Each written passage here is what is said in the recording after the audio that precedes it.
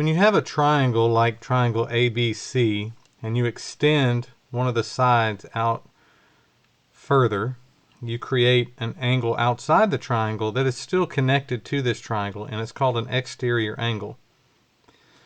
Inside the triangle, you had 3 interior angles. This one is right beside the exterior angle.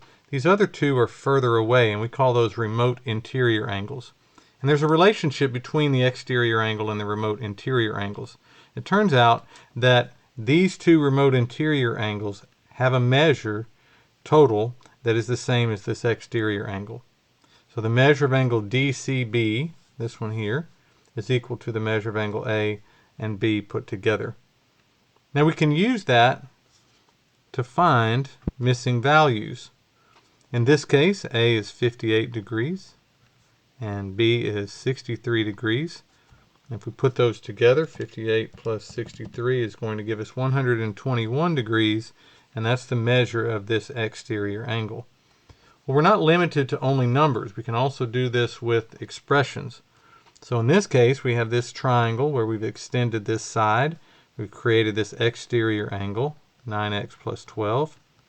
And we have these 2 remote interior angles that are going to add up to equal that same total. We have to solve for x. We're going to have 9x plus 12 equals 10x plus 3. I can subtract 9x and then subtract 3. X is equal to 9. And I can go even further. If I needed to figure out the value of any one of these angles, I can take that x value and substitute it in. So 2 times 9 is 18 plus 3. This is a 21 degree angle. 8 times 9, this is a 72 degree angle. And 9 times 9 is 81 plus 12 is 93 degrees. And we can see that 21 and 72 do add up to 93.